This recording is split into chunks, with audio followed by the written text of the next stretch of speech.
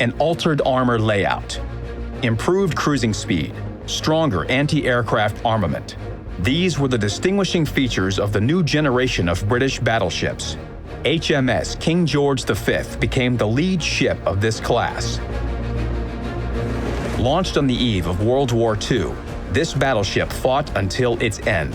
She participated in the legendary battle against Bismarck. She proudly carried the Royal Navy ensign during the Arctic convoys, in the Mediterranean Sea and in the Pacific Ocean.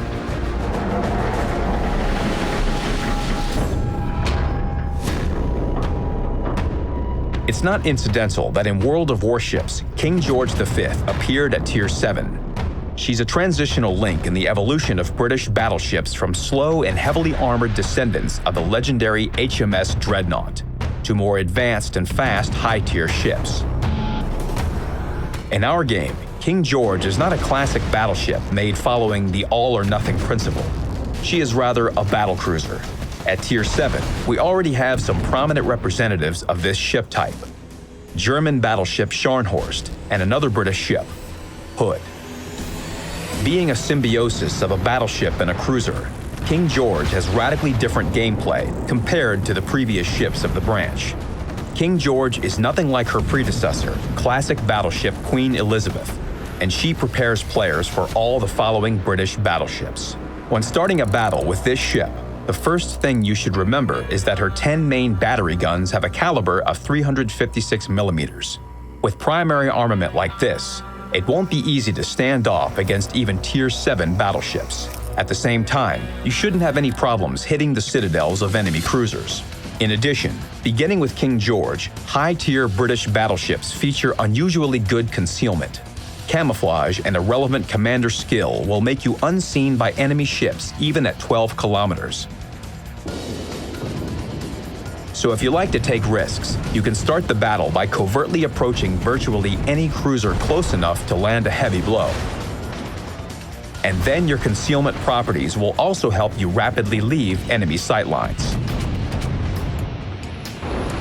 However, superb concealment won't save King George from enemy aircraft. If an enemy carrier is determined to get our hero,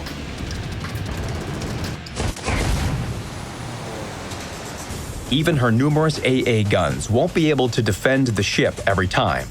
Of course, you can reinforce the battleship's ability to stand against the same-tier carriers with the help of relevant commander skills and upgrades. But King George will still have serious problems when attacked by aircraft carriers of higher tiers. Therefore, at the beginning of the battle, it's best to stay with a group of allies, because together it's much easier to repel the enemy's initial air raids.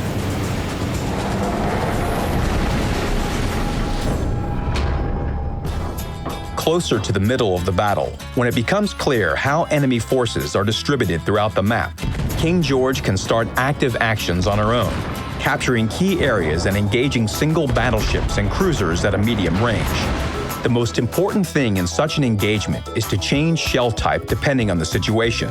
As you all know, if an armor-piercing shell is helpless, a high explosive one will always deal some damage. This is particularly true for our hero. King George boasts superb British HE shells, featuring increased damage and penetration capacity. They can be further improved with the help of the Inertia Fuse perk. This costly but useful commander skill will allow this British ship to penetrate the citadels of many cruisers by firing HE shells at their sides. To complete the portrait, we should mention one more trait that makes King George similar to cruisers. The reload time of her primary armament is just 25 seconds. Of course, all these strengths come at a price. Having superb HE rounds, King George is immensely vulnerable to this shell type herself. This is because the ship's superstructures and ends have a peculiar armor layout.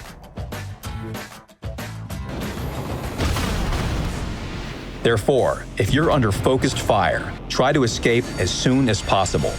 The damage from enemy HE shells and fires on board can take you back to port much quicker than expected. A timely retreat will let you catch your breath. And thanks to an improved repair party consumable, another typically British feature, King George can restore more hit points than battleships of other nations. If you use the ship's strengths and peculiarities wisely, our hero will make it to the final part of the battle, where she'll be facing the most resilient warriors. And this is when King George can surprise her enemies. Each lost hit point, which you couldn't restore with the improved repair party, will be compensated for by an increase in the rate of fire. Of course, only if the ship's commander has acquired the Adrenaline Rush perk. In this case, the British battleship can come close to high-tier cruisers in terms of the damage caused per minute. The most important thing here is long range of fire. You switch to HE shells and just burn the enemies.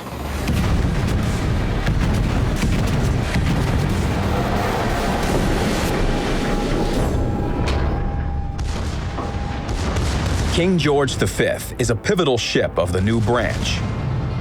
It is she who introduces the changing gameplay for British battleships. King George and all the battleships that follow her, up to Conqueror, feature a similar playstyle. Having gotten to grips with King George, you'll be able to understand the tactics and philosophy of playing high-tier ships of the new branch. This is a battleship for research and experiments, whose results, together with the national traits of these British ships, will bring you a lot of fun in the future. King George was built to surprise enemies with assertive decisions and creative tactical moves. A discouraged enemy is always a much easier target. So be creative and good luck in battle, captains.